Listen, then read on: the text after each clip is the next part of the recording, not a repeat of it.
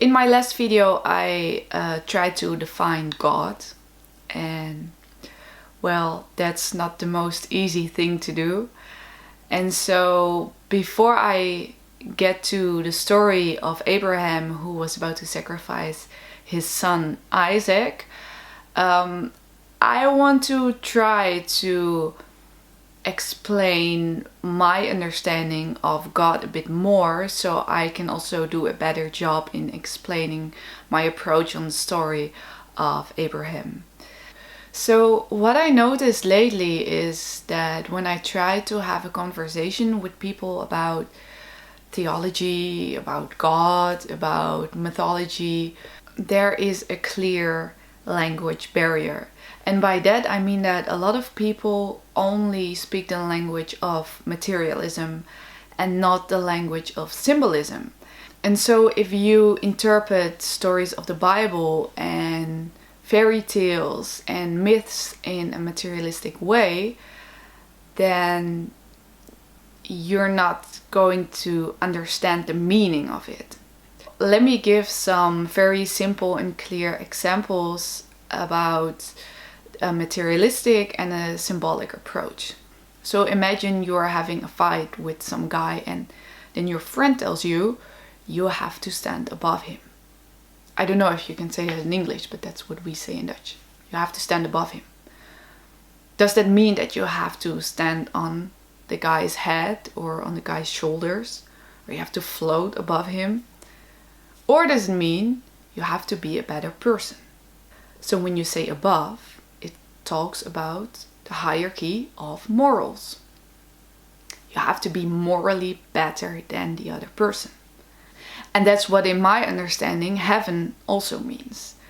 It's not some place in the sky. It's the top of the hierarchy of morality. When you are in heaven, you are a morally good person. So another example, you can ask, what is this? Or you can say it's a piece of a tree and it has ink in it. But you can also say, well, that's a book. That's the Bible, and it contains a lot of meaningful stories.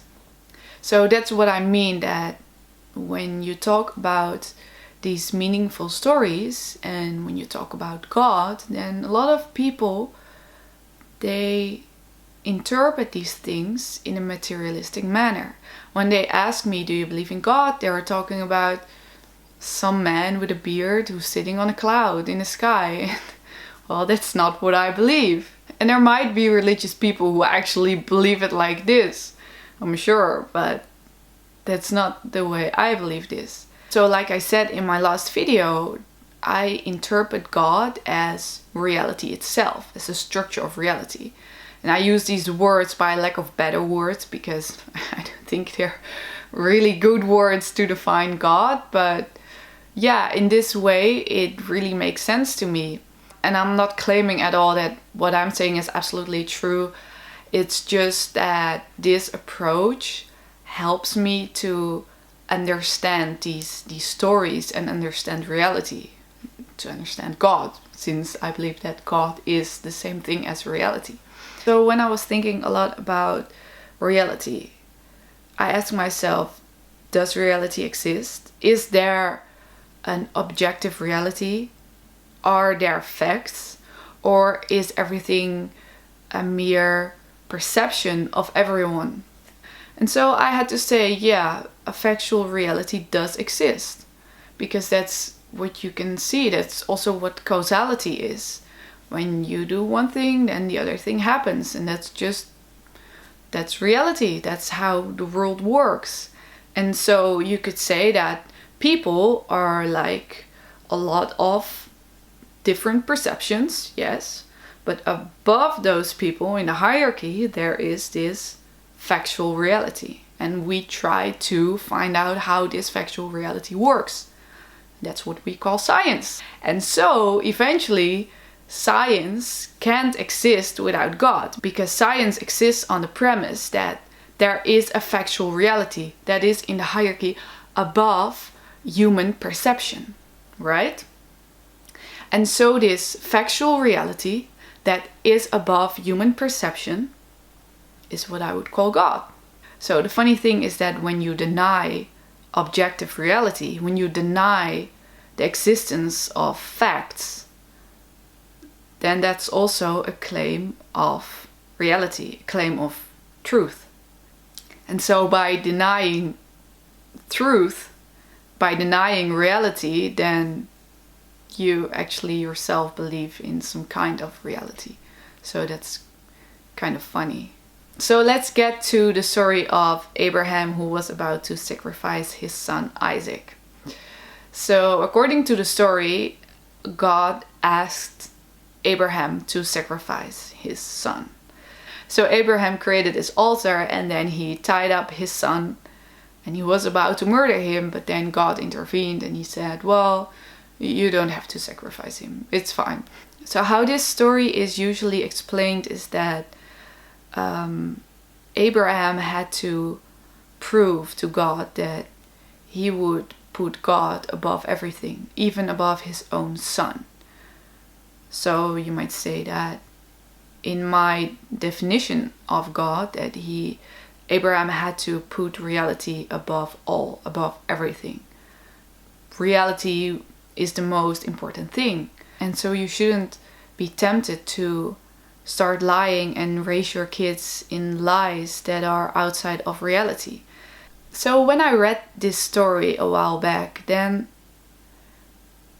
I couldn't help thinking that a story about sacrificing your own child, then that looks a lot like abortion. So what exactly is a sacrifice? How Jordan Peterson explains it is that it's a bargain with the future. So you sacrifice something today to have a better future. You're not going to use all your money today, so you can use it in the future to have a better future. You're not going to eat all your food today. You're going to save something for the future, so you can eat in the future, so you can have a better future. And that's with a lot of things. You sacrifice every time to have a better future. Let's get back to the Abraham story. So he believed that he would have a better future if he would murder his son. He believed that reality demanded this of him. He believed that reality demanded the sacrifice of his son, and he believed he would have a better future after. So then he prepared the altar and he took his son, and then God said, reality said, no, you don't have to sacrifice him. And so how this is with abortion is that people really believe that by sacrificing their own child, they're going to have a better future. They can have emotional motives, psychological motives, financial motives. So there are a lot of motives in which you can sacrifice your child, where you believe that you actually are going to have a better future. But what this story tells us is that no, you don't have to sacrifice your child in order to have a better future. Reality, God, reality tells us, no, don't sacrifice your child.